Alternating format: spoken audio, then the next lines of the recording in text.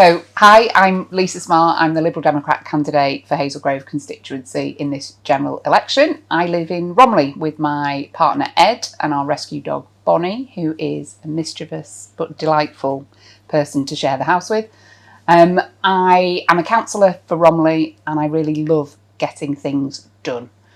I'm standing for election because I worry that we're not doing as much as we can for certain members of our society. I really worry that the health service isn't getting what it needs. And by health, I mean health and social care.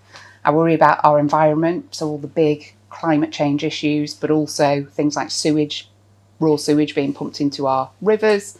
And I worry that people are really struggling with the cost of living crisis. And so I'm really proud that Lib Dem manifesto has got real action to tackle those big problems in it. And so it'd be wonderful to have your support on the 4th of July.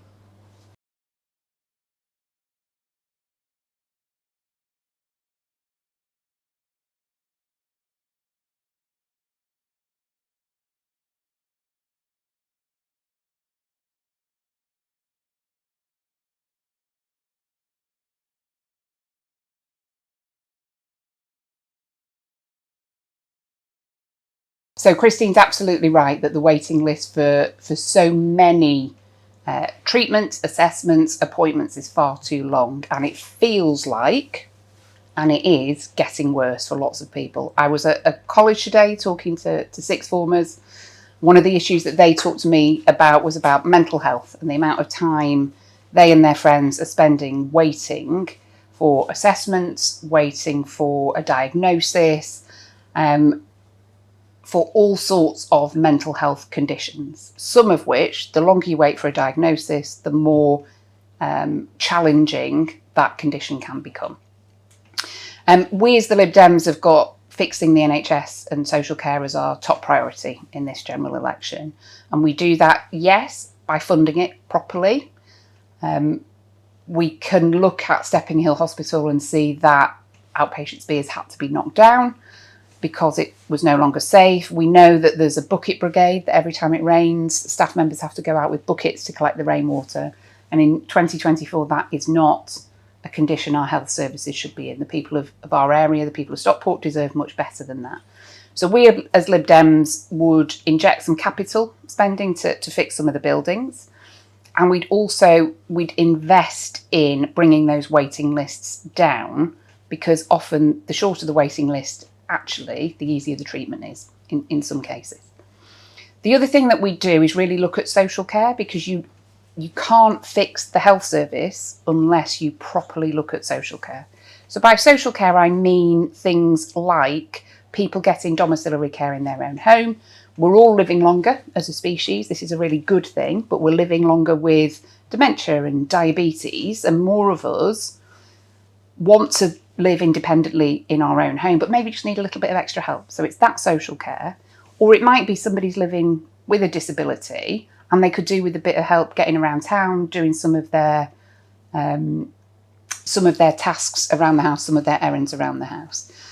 We are much better served investing in social care, whether it's for adults or for children, and that would save us money from the health service. So to answer Christine's question, we would, yes, inject money as Liberal Democrats, and we could talk in later questions about how we'd raise that money, but also we've got to fix social care if we want to fix the NHS.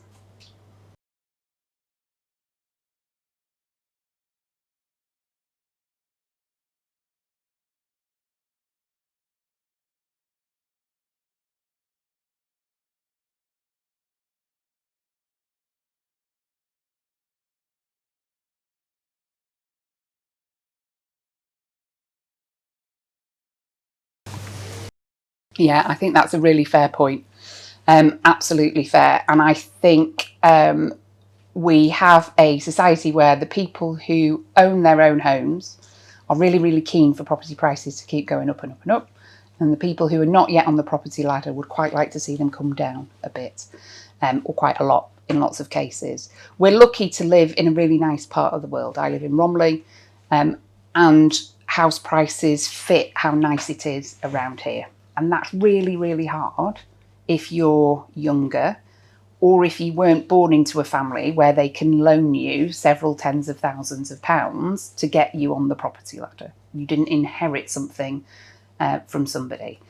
What I think we need to do is, of course, build more homes, because there's a supply and demand thing here. That's the one simplest thing in principle, not necessarily in practice, but in principle we need to build more homes. And in Stockport, I'm really pleased that we are building more homes, including 4,000 homes in Stockport town centre. I don't think that we should just build absolutely everywhere, all over the green spaces, all over the green belt. That's not what I think is right for our area. I do think, though, that we need to build the right homes in the right places. As Lib Dems, we want to build 380,000 new homes a year, but they should all be in the right places. And of those 380,000 a year, 150,000 of those should be social homes, because there's so many people on the waiting list to get some social housing. And it means people are bidding and bidding and bidding multiple times for a very long time, and there just isn't the supply there. So build more homes, and keep incentivising people to save, but the key thing to do is build more homes to make more homes available.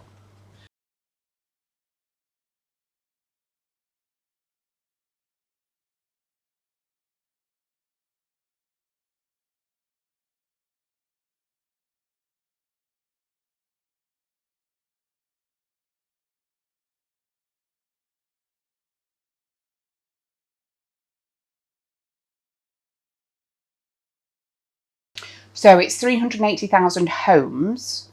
Often when people are coming into this country, they're not coming in as single people, they're coming in as families. So net migration will be a smaller number. There'll be a number of people, but a smaller number of homes will be needed.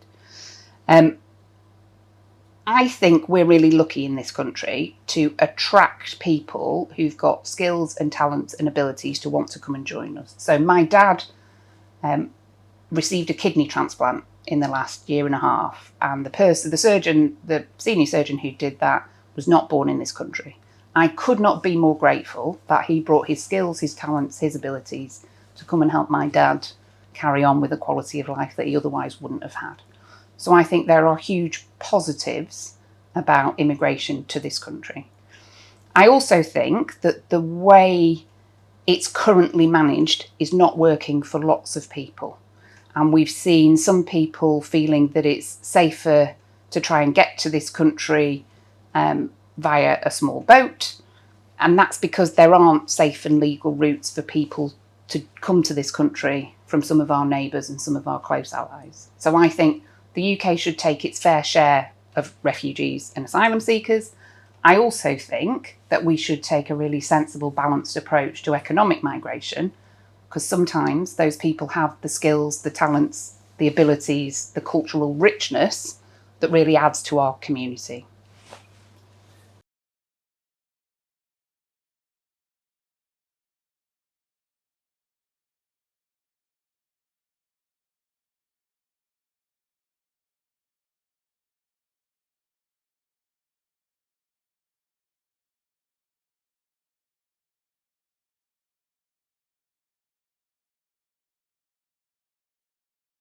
Yeah, David's asked a question there that comes up so often on the doorstep, so often in my inbox. It is a real problem for Marple, for Stockport, for the whole of the country, actually, which is often younger people on mopeds, in balaclavas, behaving in an antisocial way and sometimes in a criminal way.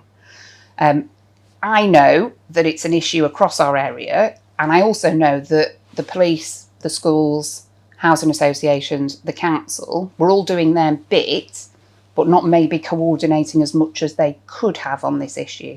So back in the spring, I called together a multi-agency summit where we had senior police officers, senior council officers, public protection, schools, effectiveness, housing associations, councillors, to talk about the issue. What's everybody doing? What are they doing to tackle the issue? How can we work better together to tackle this?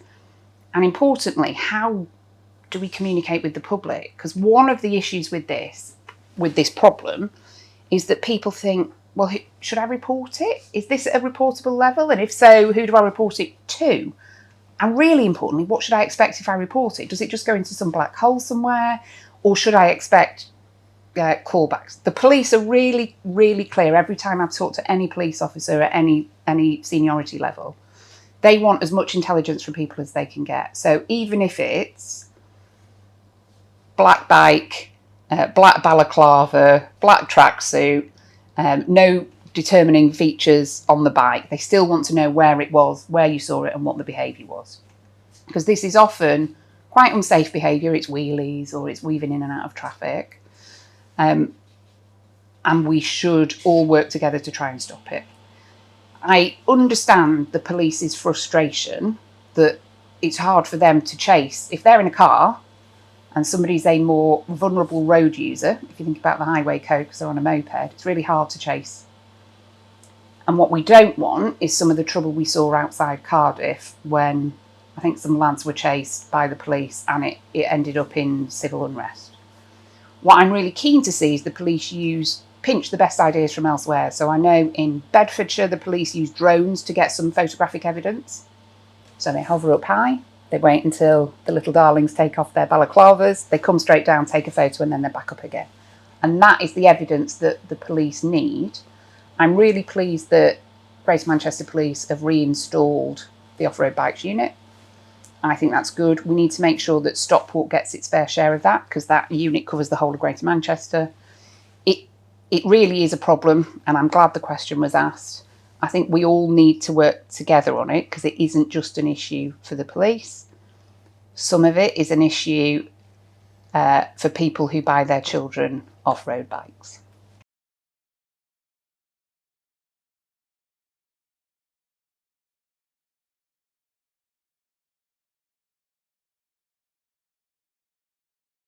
Oh, goodness. I think the law's reasonably clear on this at the moment in terms of donations to political parties. Anybody from anywhere can give up to £500. You're testing me on my electoral law now. But you can't receive something from somebody who isn't on from an individual who isn't on the UK electoral roll. So you've got to be registered to vote in the UK. Or a company that's registered in some way in the UK. I have a couple of friends who live abroad who may want to give me £100 or something towards the campaign. I would like to think that shouldn't trouble too many people about undue influence or anything like that. But I can't imagine why I wouldn't comply with electoral law. I can't imagine, or donations, financing of elections law. And I can't imagine why anybody would think it was a good investment from their point of view to donate to my campaign.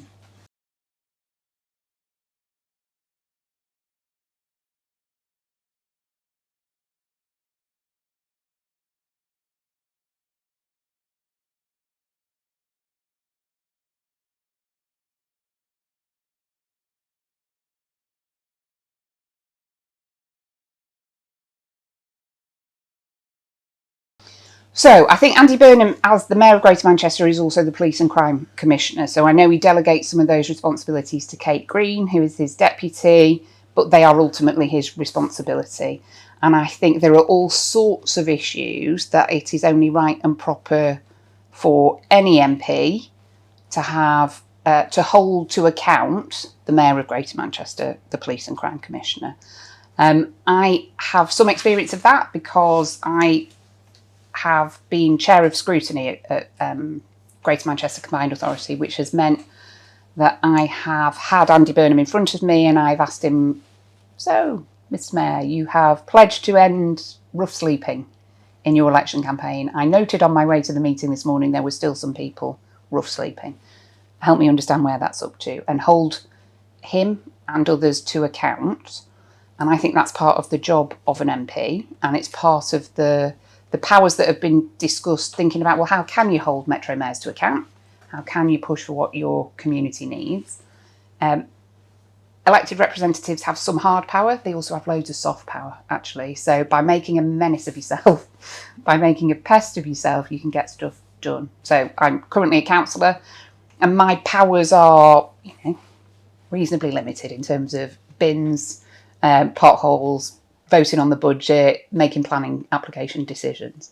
But actually, if I write to the chief exec of Vodafone, which I've done, or the chief exec of Openreach as Councillor Lisa Smart, I get a slightly different response than if I just wrote as Lisa Smart. So it's using some of that soft power. So I've got results, for example, somebody was having a really hard time getting the right billing from Vodafone, and a small number of homes had just been missed out by Openreach in terms of allowing them to get decent broadband.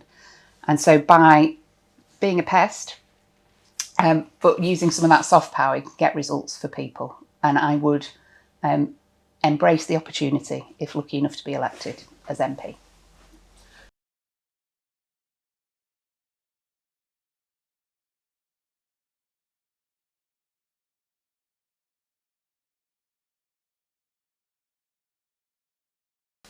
Climate change is real, and it is caused by human beings. And I think that even if it wasn't real, even if it wasn't caused by human beings, us taking some of the steps to insulate homes, to make it cheaper to get access to renewable energy, for us to make better decisions about how we move around and so on, would be good decisions anyway. And so even if you think it's a hoax, even if you think it's just made up by a cabal of whoever, getting good insulation in your home so that you spend less money on your energy bills is a good thing, and we should probably do it. In terms of what the Lib Dems have got in our manifesto, we are nerds, essentially. The Liberal Democrats are happy to embrace our nerdity. And in there, we've got a lot of really thorough, thought-through plans about how we get the country to the right place on climate change, because it is real. It is having an impact now. It's going to have more of an impact, and we need to take much more action than I think the country is currently taking, than the government is taking, and bring people, bring our community, bring business, bring charities with us on this journey. And that's how you bring about the change that we need.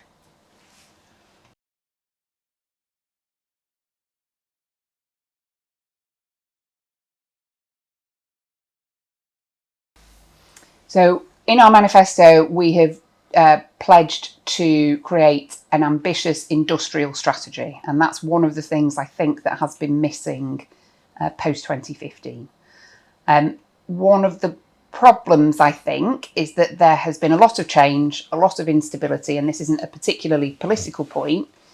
One of the things that businesses, as I understand it, I used to work in business, like is stability. So to be able to plan. So you want to know today what your tax rate is going to be next year. You want to know today what the arrangements for tax is going to be.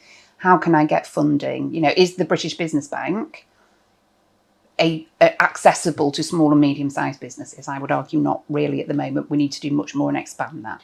So I think have stable economic management, which therefore leads to a much more stable economy. And I think that would be much better for businesses. Some of the changes in the way UK businesses can deal with European businesses have made things harder for some businesses. So if you're trading goods and services between the UK and the EU, there are now different processes. We as the Liberal Democrats we have a 4-step programme to improve our relationship with the EU. Some of that is about just talking together much more collegiately than I think perhaps the last government did. Some of it is about rejoining things like those schemes that weren't really EU schemes, but made loads of sense for the UK and the EU to work together on, but we left everything. When the UK left the EU, we left everything. So I'm thinking about Horizon, which was the scientific cooperation. Thankfully, the government rejoined that. I'm thinking about Erasmus Plus, which is for young people to be able to study and work abroad. And I think just those relationships just make lots of sense. So we should bring those together. I think then when we've done some of that rebuilding of that relationship, looking at the single market, because I think that people voted to leave the EU for all sorts of different reasons. I think to make it harder for businesses here was not, for most people, one of those reasons. And so I think looking at the single market, looking at the way the UK enables or prohibits trade, I think will be a really big help to lots of British businesses. That's what business people have told me.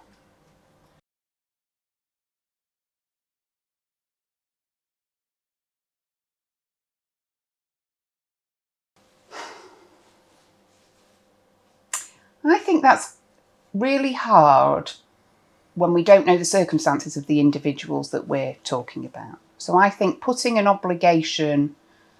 So I had it when I was working in a business and they supported me to do my masters. So they paid the fees for my masters. And it was part of it that I would pay back those fees if I left within a certain period of time. So I think there's something around that, and thinking about where the funding comes from, the fees you pay towards it, the living costs, and the amount you've contributed throughout that training, throughout that course. I think 3 years is a long period of time to put that kind of obligation on people, because people's lives, all sorts of things can happen in people's lives. You know, it might be that you were training here and then your spouse dies, or a parent who lives overseas becomes really ill and you need to go back and care for them. I think it's really hard to be too prescriptive, and so I wouldn't support that. I think it's much more sensible for us to make it really appealing for people to stay. So if you're training here, let's make it so that the health and social care sectors are brilliant, welcoming, warm, encouraging places to stay, and you don't feel that you want to leave.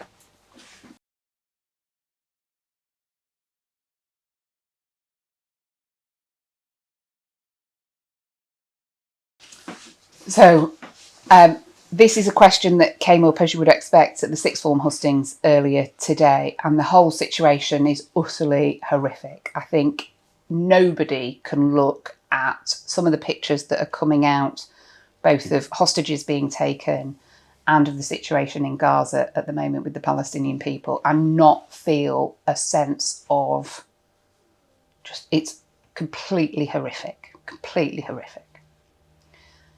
What we as Liberal Democrats have been saying throughout, so since the hostages were taken on the 7th of October, and since the Israeli government has been taking military action in Gaza since that stage, we have been calling for an immediate bilateral ceasefire. Because the only way this stops, the only way, is if there's peace. And the only way there's peace is if there's a two-state solution on 67 borders. I'm really proud of my colleague Layla Moran. Layla is the first MP of Palestinian heritage. And Layla is the Member of Parliament because nobody's a Member of Parliament at the moment, so was elected as the Member of Parliament for Oxford West and Abingdon. She's a Liberal Democrat. And every year since her election, Layla has placed a motion calling for the recognition of the state of Palestine. And the government has not yet done that, and she'll keep placing that motion until it happens, and I strongly support her on that. What Layla's managed to do as the first MP of Palestinian heritage, who has had relatives who were trapped in Gaza for a period of time, is conduct herself with grace and class and from a really informed position. Because I think, as ever with large world events, lots of people have strong opinions without necessarily always having thought them through. Layla is an extremely thoughtful colleague who has led within our party on our party's response. We, as the UK, should use our soft power and our hard power to do absolutely everything we can to bring together the various parties to look for peace. There is, at the UN, a proposal for a ceasefire. I think it would be a really good thing if all the parties involved could get around the table and look at that, give it serious consideration, because the only way to peace is through a ceasefire and a two-state solution.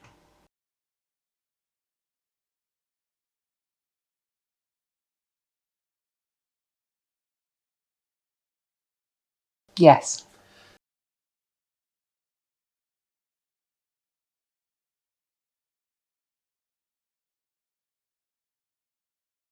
Yes.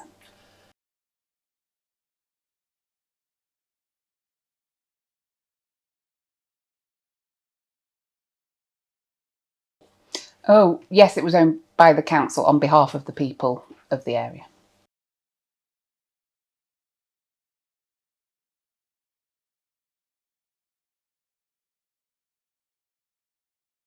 Yes.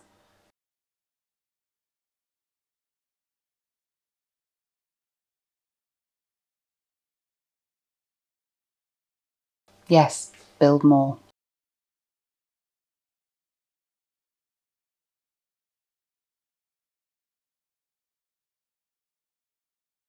Yes, more investment in neighbourhood policing.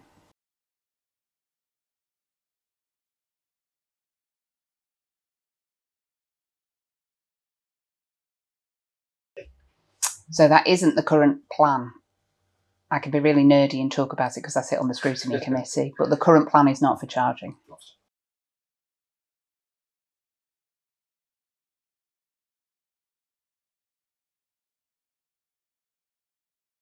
Yes.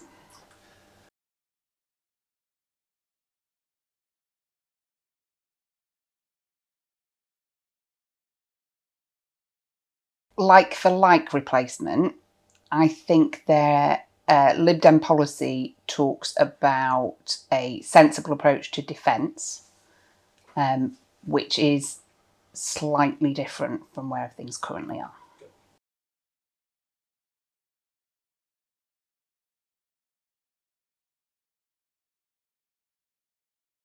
Yes, I would say that some people call various things scandals. So I saw that somebody, a local, a candidate in a neighbouring seat was reported to the police. They were a Conservative candidate and they used red background in one of their posts and they were reported to the police. The police looked at it and did not investigate any more thoroughly.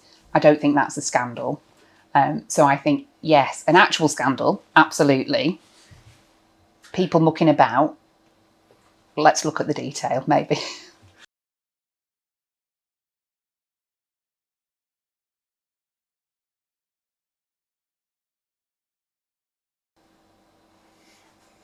By the canal?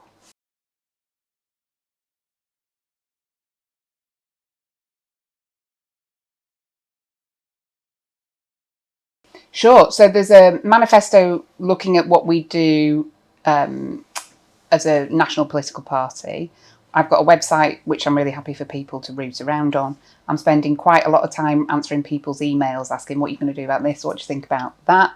And we are putting out a number of leaflets throughout the course of the campaign telling people what our priorities are and what we do.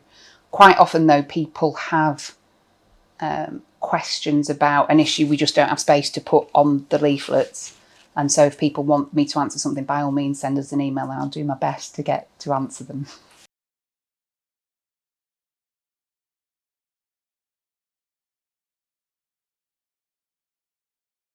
So I've been a councillor for 8 years, so I've done 8 budgets, and I honestly don't know the exact answer, but it's not 8, and it's certainly not 0. So I have sometimes voted to increase council tax.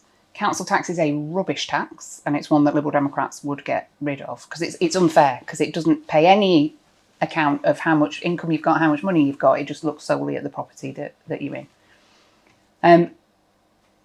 I could talk for a very long time about local government finance, which I'm not going to do. But one of the reasons council tax has had to go up is because there's only really 4 places that councils get money from. Council tax, business rates, government grants and things like fees and charges. So if you use the town hall ballroom, the council gets some money for that.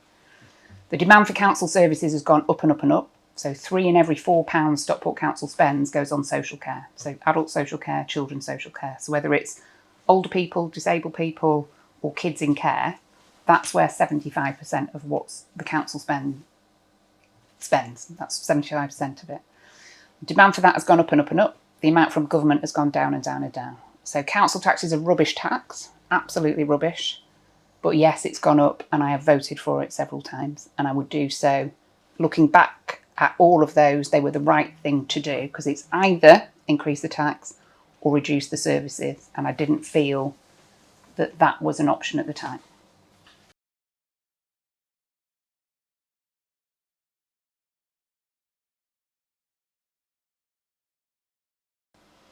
if you are somebody who takes advantage of the loopholes in capital gains tax, if you are a big bank that has benefited from some of the tax cuts from the Conservative government over recent years, or if you are an oil and gas company that's made abnormal profits over recent years, then yes, we will.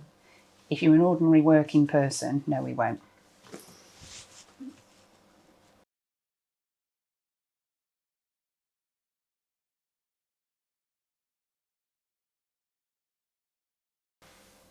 So that's not what we're talking about at the moment. We are some considerable distance away from thinking about anything like that.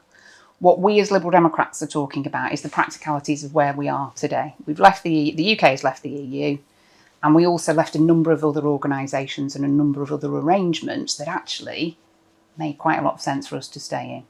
So what we're talking about at this election and in the run-up to this election is a 4-stage plan to improve our relationship with the EU in ways that just make sense. So whether it's young people being allowed to study or work abroad, whether it's businesses not having those barriers put up for them to trade with our nearest neighbours, whether it's the government being able to make more sensible decisions about migration, about asylum, which it's just made it so things much more difficult, that's what we would do.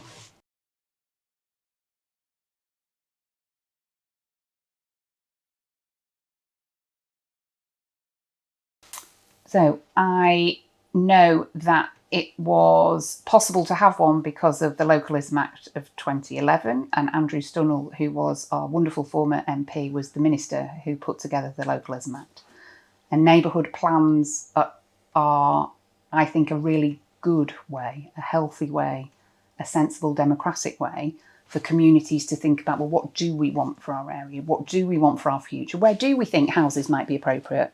Or retail best go here, and we need some industrial there. But actually, this piece of land is really important to us. We want to protect it forever and ever and ever. So I'm really in favour of neighbourhood plans as a really good thing and really important to feed into local plans, national plans. And I know that the Marple one was, I think, the 4th neighbourhood plan that was approved in Stockport. I think there was Woodford, the Triple MC, High Lane, and then Marple. So I think Marple was the 4th. And I think it got voted on and approved in the spring.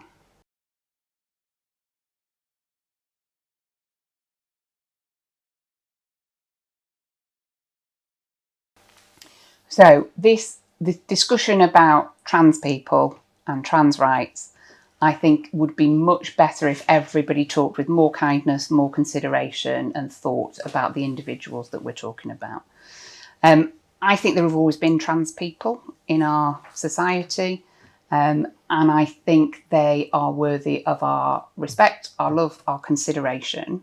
And I'm really proud that the Lib Dems have a really strong track record of standing up for trans rights. I'm also really proud that we've spoken out against things like conversion therapy, so whereby somebody might talk to a young gay person, a young trans person, and try and convince them that they've got it all wrong and they need to change.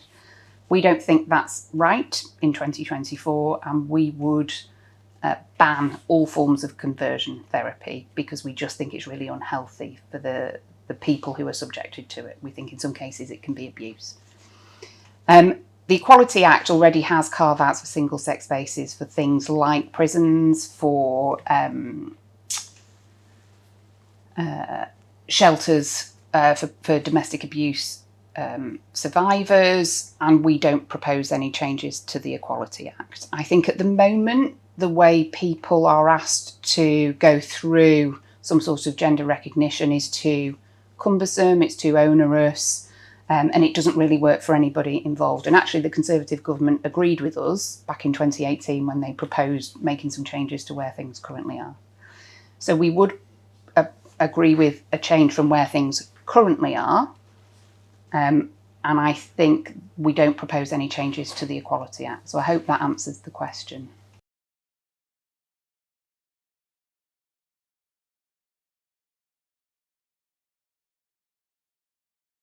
So I don't think any discussion about rejoining the EU is going to happen in the next Parliament. And that's, I voted to remain in the EU. I know lots of people did. And I also know some people who can see some of the changes that have happened since the UK's left the EU, and they don't think much of the changes. And they might, if they knew then what they know now, they might have voted differently. However, we are where we are. The UK's left the EU. I think we need to be pragmatic about where we go from here. And where we go from here, as I think I've mentioned in answer to another question or a couple of questions, is we just need to improve our relationship with Europe. Because I think the period where the UK was leaving, there were really, really big damages to the relationship between the EU and the UK. And that was often the politics that was feeding into that rather than anything else. So I think the EU would rightly be a bit suspicious if we all of a sudden said, right, we're ready to come back in. But then how can you say, like a partner who's going through a midlife crisis, I want to leave, no, I want to come back, no, I want to leave, no, I want to come back. So I understand why the EU might be a bit nervous about that. I think there are really pragmatic, sensible steps we could take to improve our relationship with the EU, including ultimately rejoining the single market. But I just can't see in the next Parliament that is going to be an issue.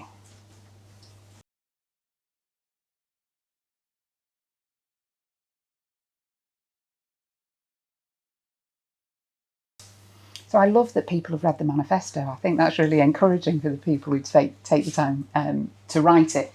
Yeah, so it's a good question because those things do cost money. So in the long term, obviously, they save money. So if you've got better insulation, if you've got solar panels, if you've got heat to air pumps, that's going to lower your energy bills.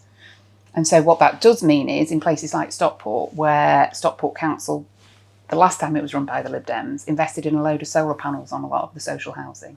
The residents who live in those now have lower bills. So it's a really good and sensible thing to do. The way we pay for that in the short term, though, the way we would pay for that as Lib Dems, I've mentioned making some changes to the way capital gains tax works, reversing some of the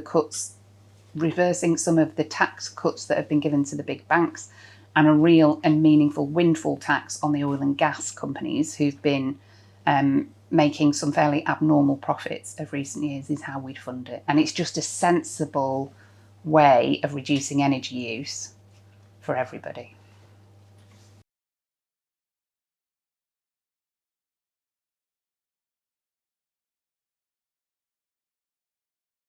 That is exactly the right question to ask because it's about recruitment and retention. And there was a question earlier about people going through medical training and then wanting to encourage people to stay here. That is, whenever I talk to GPs or practice managers, the question is around recruitment and retention. One of the great things about general practice is that you get some flexibility over working hours and working times, and that can mean it's the ideal medical role for parents who are not necessarily looking to do 60-hour weeks or travel extensively, and it can be the absolutely perfect role for some people.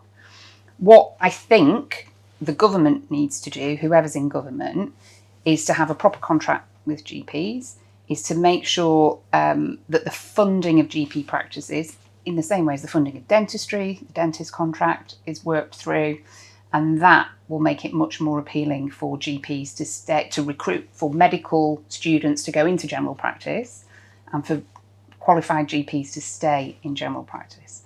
One of the things that I've seen work really well with Viaduct Care here in Stockport, which is groups of GPs working together, is looking at how patients can get the right care for them. So quite often we all think, those of us who don't have medical training, I need to see the doctor. Actually, you might not. You might need to see the practice nurse. You might need to see a physio. You might need to see a social prescriber because what you've got going on isn't maybe, the GP might not be the right person. And so where we've seen, I'm thinking of Alvanley Medical Practice in Woodley, and the medical centre there's 4 GP practices, and they've got social prescribing there on site, and they've got a physio there on site. And so that has reduced the number of people thinking, I need to see a doctor, it's I need to see some sort of medical practitioner.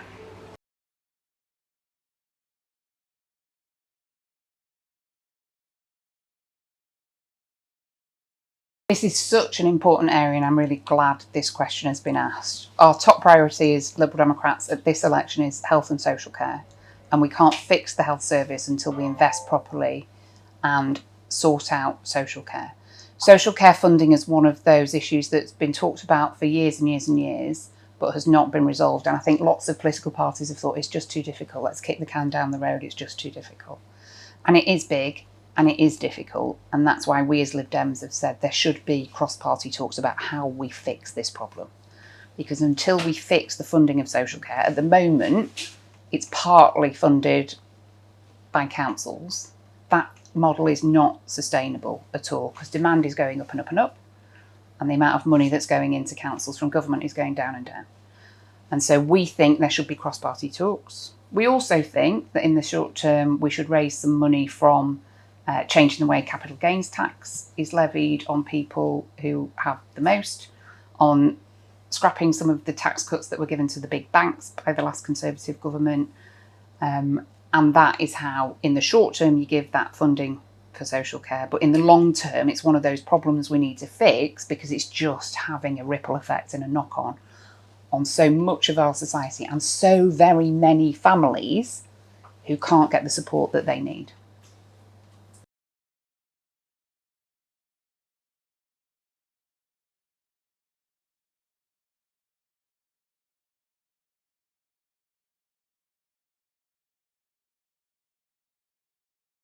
I want to say thank you very much. I thought they were great questions. I'm particularly delighted that people have taken the time to read the manifesto and look at what we as Liberal Democrats stand for. We are, in this election, making a decision about who's going to be our next MP.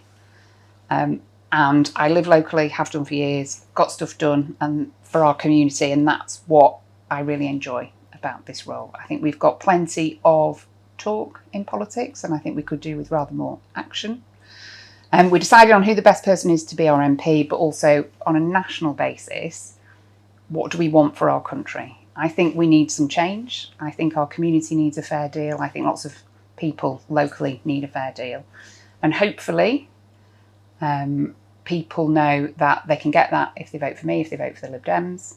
And if they're not sure about how to bring about the change that they want, there's lots of independent tactical voting sites out there that will give them some pretty clear advice, whether it's Best for Britain, tactical.vote, whatever it is. By all means, look at advice that's out there. But it'd be great to have as much support. It would be a huge honour to represent this community. I love it round here. I think it's great, but I think it could also be better. I want to be part of that positive change. Thanks for having me.